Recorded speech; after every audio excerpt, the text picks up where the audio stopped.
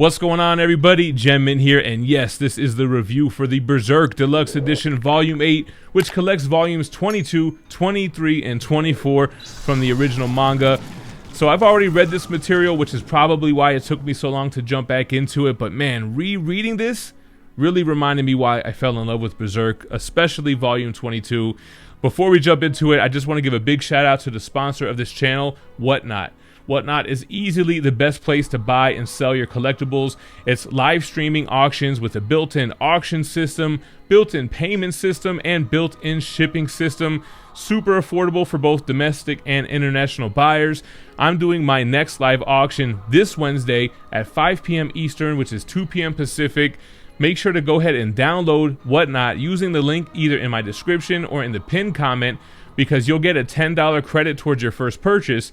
And once you use that, I'll get a $10 referral. So it's a win-win. You could use it on one of my auctions. I've got omnibus, comic books, and more. So yeah, definitely check out the app. And with that being said, let's jump into Volume 8, Berserk, the Deluxe Edition. All right, guys, let's jump into it. Berserk Deluxe Edition Volume 8 by Kentaro Miura. Parental advisory is a must. Here is the spine and the back.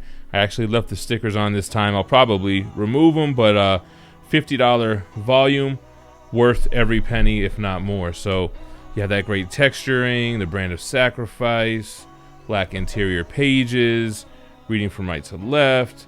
We do have some colored posters in the front. We have Guts.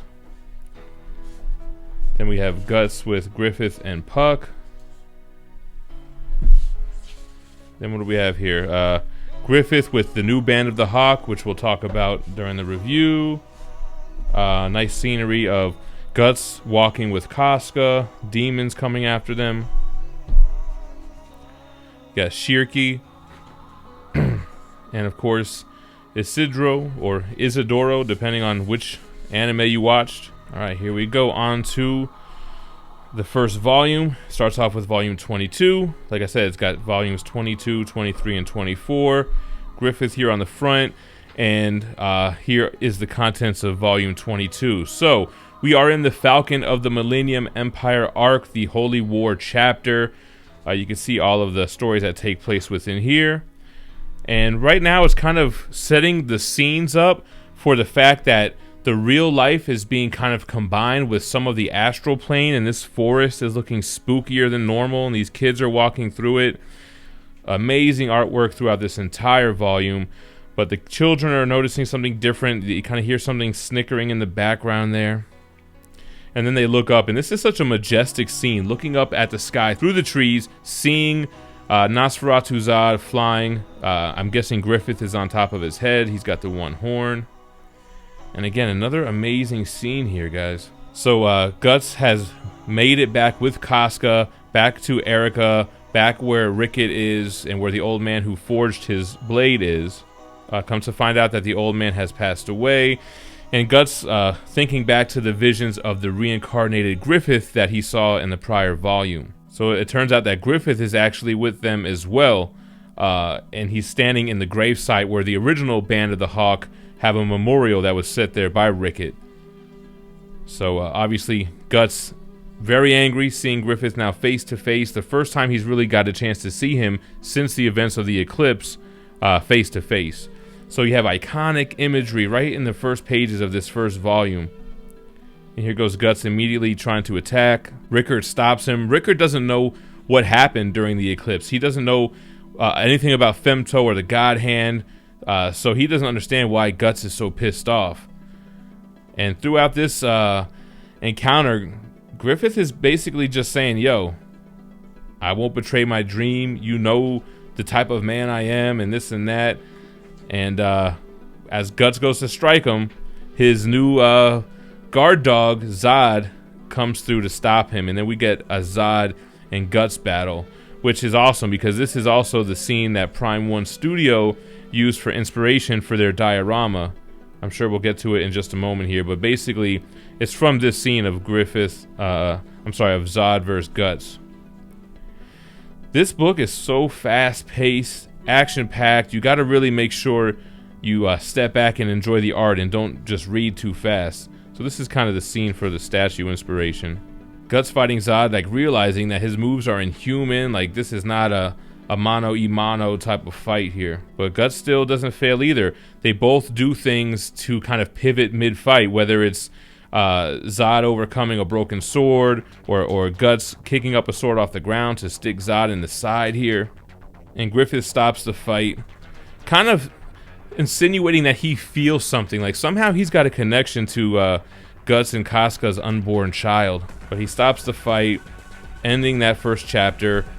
Zod transforming into Apostle form, but him and Griffith just flying off. Well, actually, I guess they do kind of battle a little bit here in this form. Zod has become Griffith's like servant, man. He bowed to him. Griffith bested him in battle, and they talk about that more throughout this volume on like what exactly Griffith has become. Casca looking up and seeing Griffith there, and him holding her in her arms. So her mind is still gone, been fractured ever since the events of the eclipse. She doesn't really know what's going on. She's crying. I don't know, seemingly like she misses Griffith. I don't know. It's hard to really say because throughout this entire volume, she really despises Guts. And not that she knows what's happening, but I don't know if she is remembering who he was, but also there's some type of aura around him now that kind of makes people fall in line and bend the knee to him even when they don't understand why, and we'll see that later in the volume as well. But this is where Griffith jumps atop of Zod and they fly away. And he's on his quest to do what he said he was going to do, which is get his own kingdom. And this is essentially why people say Griffith did nothing wrong, because it's kind of like his thing as well. Like, everything I did was for the greater good, was for my goal, and I won't let anything stop me. Now, it doesn't really explain why he RAPED'd Casca, but I guess I don't know what part of the plan that was, but as far as getting his Band of the Hawk killed, that's kind of like the reasoning behind that.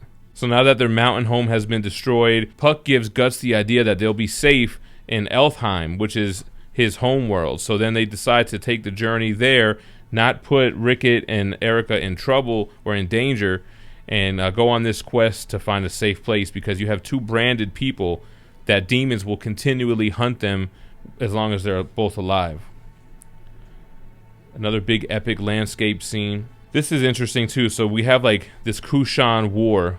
I guess it's the Kingdom of the Holy Sea, the Iron Chain Knights. And then you have this band that was after Guts with these two kind of mercenaries, and very interesting to see how they fight here. They're like crazy supernatural as well. Huge knuckles on their front fists here. Look at this thing. And they really show you this to explain how powerful Griffith is in this next chapter. So as strong and capable as those guys are towards the humans, that's how strong Griffith is against them.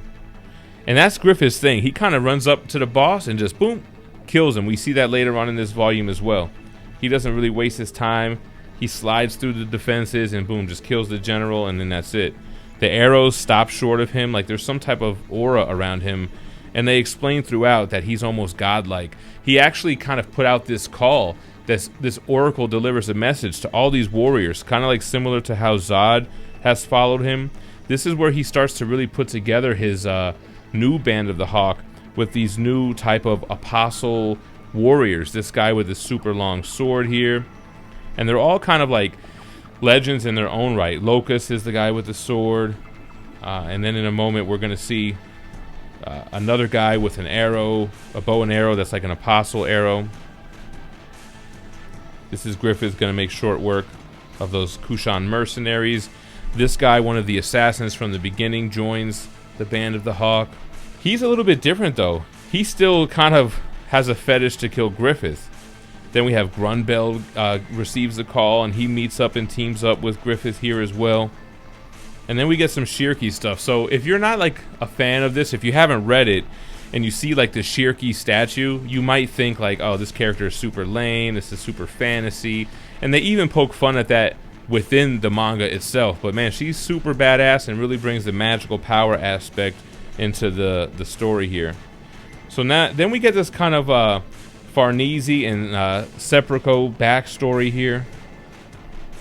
It starts talking about his origins, how he was raised by a single mother who was very sick and always said that he had noble blood, that his father would come and, I don't know, rescue them or come and visit them one day, so he's always got to be ready for that. He ends up getting a job being Lady Farnese's, like, I don't know, servant. It turns out he is her half-brother and that her father is his father, so I guess he kind of messed around a little bit or whatever. But this kind of ties into his loyalty to this family later on. But it gives us a little bit of backstory. It's a little bit of downtime in this volume. Like, we had all that action-packed stuff, and then it jumps into this backstory, kind of showing how Farnese was a little bit unhinged as a kid. So here's where he ends up running into his mother after he's been a servant for a while, being burnt at the stake here, and he has to show his allegiance by basically setting her on fire and killing her. Like, Farnese was always like a little pyromaniac. But I guess he couldn't really belong and fit in if he was like the son of like a crazy mother that I guess they were calling a witch. So now Guts and Casca, they're on this journey. They're trying to get to Elfheim. They're being attacked every single night, and it's harder and harder for Guts to protect her. I mean, really, because he can protect himself, but now he's got to worry about another person, and it's just more difficult for him. So we also start to see like the beast within him seemingly like taking over, like having this weird fetish of killing Casca.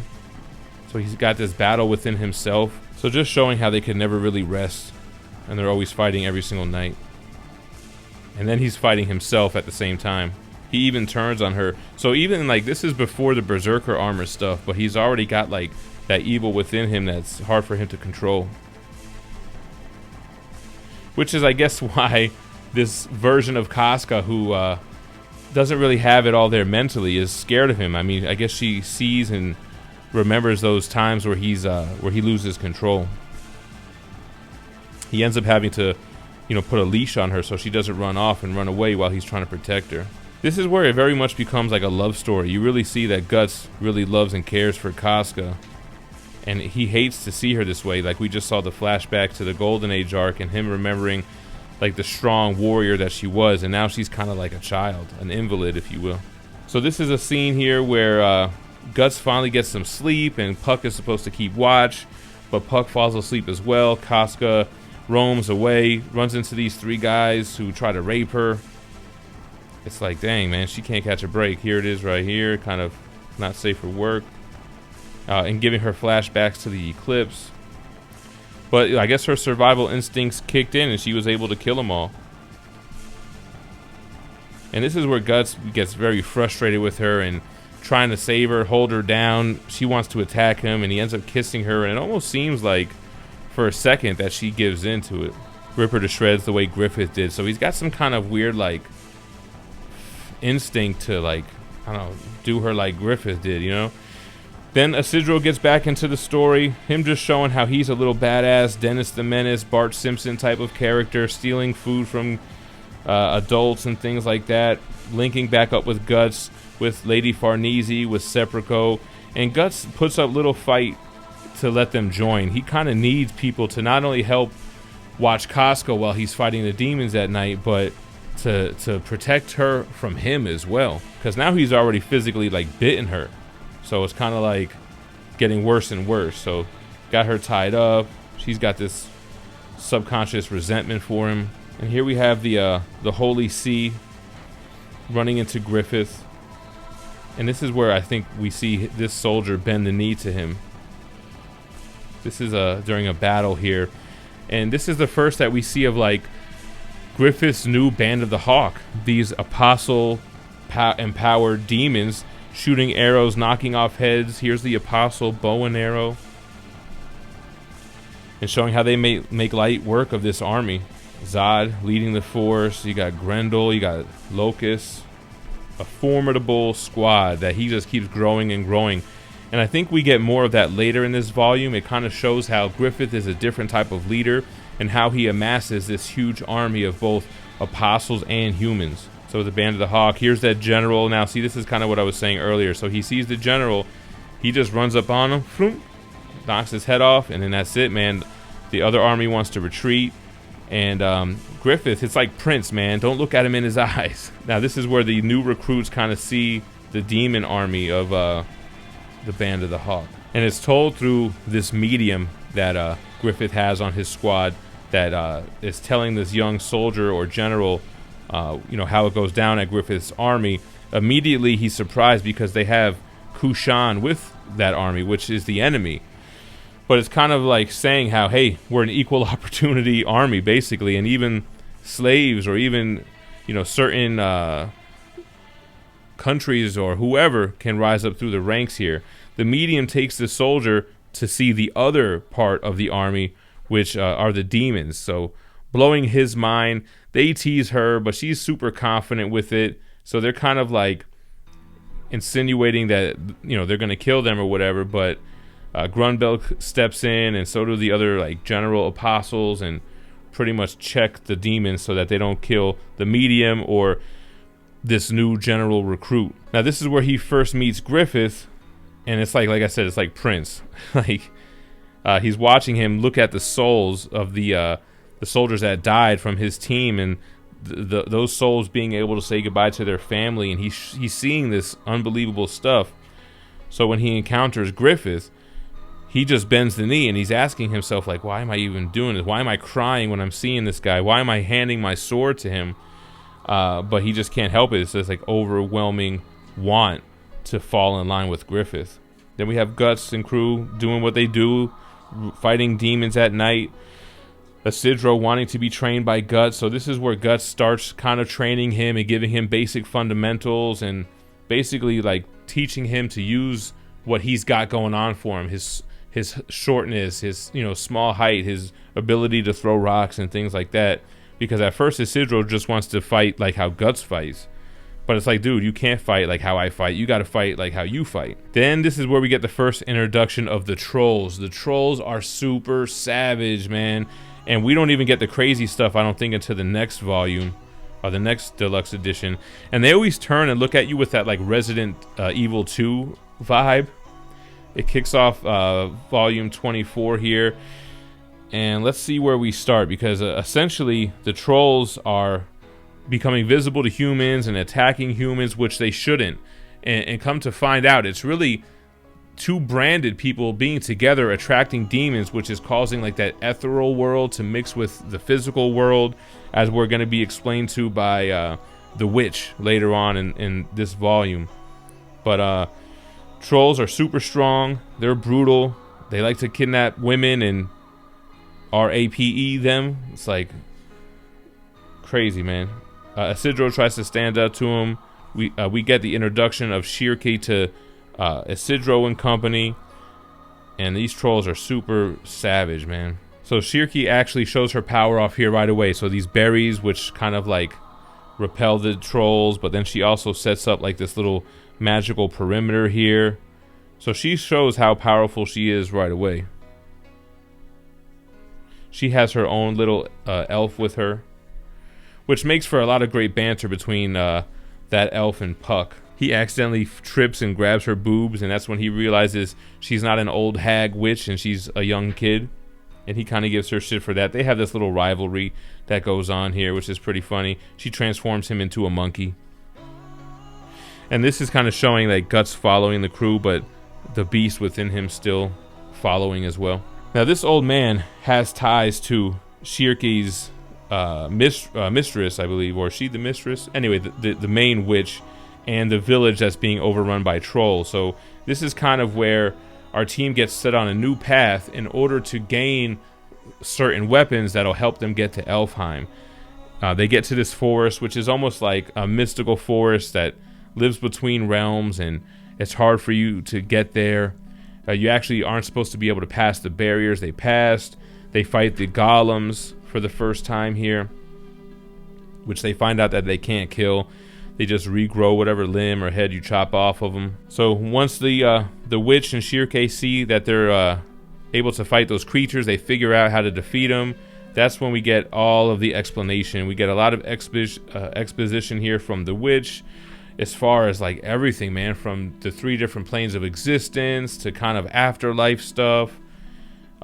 She knows everything. She knows about them being branded. She actually says that she's been waiting for them. They agree to help get rid of the trolls in order to get, I don't want to spoil it, which will come in the next volume, but they get to rest finally for one night because of the protection set up around the treehouse. The witch knows about the bellets and explains them on how they're meant for one person and you can't will it. It's got to be meant for you, and how it'll always find the rightful owner. So that was interesting. This is kind of explaining like the universe here and what the God hand is. So they mentioned something here which is very interesting, kind of like the God hand working for some kind of being beyond the void in the distant abyss here. So that was pretty interesting. This is more explaining what Griffith has become during his reincarnation, and essentially like he's like the absolute being, like almost like a god on earth. And then we're granted with some ethereal weapons. Is that how they say it? Elementals.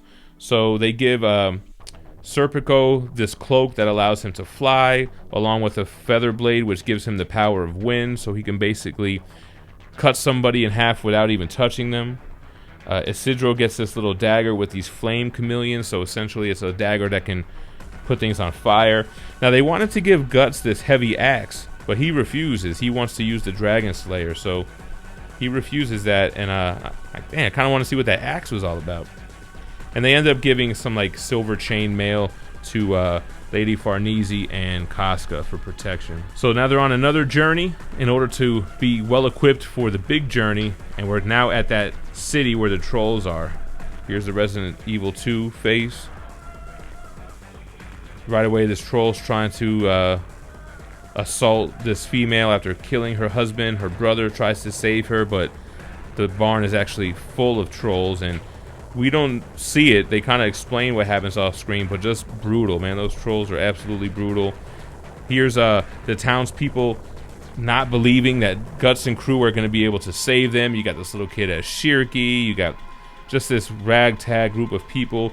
The main priest downplaying their ability to help, and it gets kind of explained later on that the Holy See set these churches up all throughout, kind of changing what faith was in all these small towns. All these small towns were built upon like burial grounds and such, or the churches were built upon them. The old guy telling the story, he's pretty much all set because he got to meet the witch. He hasn't seen her. It's been 50 years when he first found that tree house, and she gave him medicine to heal his sick mother. So he's all set that he knows he wasn't crazy, and that really did happen. So basically we're gonna end here with Guts and crew fighting the trolls that are attacking this town, and it ends right before the big fight. It actually ends with them kind of rushing in, invading with about 100 trolls, and Serpico basically using that sword for the first time. So that's where it ends, and it'll pick up with the next deluxe edition that does have some colored cover art here, which is always nice to see. Alright guys, there we have it. Had a lot to talk about, left on a super cliffhanger, which is good because I have the Volume 9 Deluxe Edition that I'm going to reread so that I refresh myself with it and do a review there as well. Easily gets the GemMint seal of approval. Absolutely love this series, and I kind of like the fact that I read ahead in the volumes and now I'm rereading it during the deluxe editions, grasping it a little bit more and kind of noticing some of the undertones more so than just what you're reading on the pages. So love this series, highly recommend it, and I might be able to have some of these in stock for one of my Whatnot auctions. So make sure you bookmark my next auction. Thanks for watching, and stay minty fresh. Peace.